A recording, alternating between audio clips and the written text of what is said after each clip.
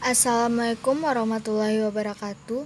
Saya Intana Verina Syafitri dengan NIM 18230019 dari jurusan akuntansi. Baiklah, kali ini saya akan mereview jurnal artikel mengenai memperkirakan prevalensi obesitas dewasa di tingkat lingkungan berdasarkan faktor sosial ekonomi, perilaku, dan lingkungan binaan di New York City. Yang pertama, pembahasan teori. Kemajuan teknologi informasi dan komunikasi atau disebut juga dengan TIK membentuk kembali faktor perilaku orang dengan menawarkan lebih banyak kenyamanan dan mengarah ke gaya hidup yang lebih menetap. Popularitas makanan cepat saji dan perkembangan transportasi dan TIK mendorong orang untuk mengkonsumsi lebih banyak makanan cepat saji atau minuman manis dan mengurangi aktivitas fisik karena berjalan kaki setiap hari yang lebih pendek atau bersepeda jarak jauh membuat orang pada peningkatan risiko obesitas. Kasus yang ada dalam jurnal tersebut adalah keluarga yang kekurangan secara sosial ekonomi lebih mungkin mengalami obesitas karena terbatasnya akses terhadap makanan sehat, misalnya seperti buah-buahan dan sayuran. Terbatasnya akses ke fasilitas rekreasi, misalnya seperti ruang hijau, nge-gym, taman bermain, dan sebagainya.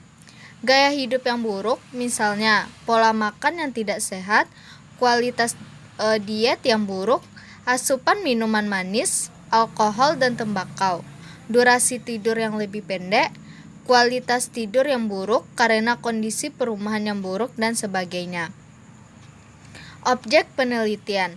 Data skala lokal tentang prevalensi obesitas, status sosial ekonomi, faktor perilaku dan karakteristik lingkungan binaan sebagian besar diunduh dari NYC, Community Health Profiles and Atlas. 16 presentasi orang dewasa yang obesitas yang sama dengan persentase orang dewasa yang mengalami obesitas indeks massa tubuh atau disebut juga dengan BMI 30 kg per meter persegi atau lebih berdasarkan tinggi dan berat badan yang dilaporkan sendiri.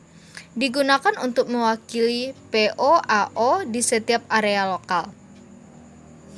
Teknik analisis data. Data yang digunakan untuk mengukur POAO, karakteristik sosial ekonomi, karakteristik perilaku, dan karakteristik lingkungan binaan diperkenalkan. Selanjutnya, bagaimana mengukur POAO, karakteristik sosial ekonomi, karakteristik perilaku, dan karakteristik lingkungan binaan dijelaskan. Akhirnya, metode 2 langkah yang digunakan untuk memilih dan menetapkan model yang sesuai disajikan. Baiklah, selanjutnya kita akan membahas tentang hasil penelitian dalam jurnal ini. Sosial ekonomi dan lingkungan binaan. Faktor perilaku membuat kontribusi yang signifikan secara statistik terhadap disparitas spasial di POAO. Anehnya, PAP tidak memberikan kontribusi yang signifikan secara statistik. Kontribusi yang tidak signifikan dari SA dan LUX menunjukkan bahwa kedekatan dengan supermarket atau lahan serbaguna tidak mungkin mempengaruhi prevalensi obesitas orang dewasa melalui peningkatan kemampuan berjalan kaki di lingkungan sekitar atau mengarahkan penduduk untuk mengonsumsi lebih banyak makanan sehat seperti buah-buahan dan sayuran untuk mengurangi POAO dengan lebih baik. Baiklah, sekian penjelasan mengenai review artikel saya kali ini. Apabila ada kata-kata yang salah, mohon dimaafkan. Assalamualaikum warahmatullahi wabarakatuh.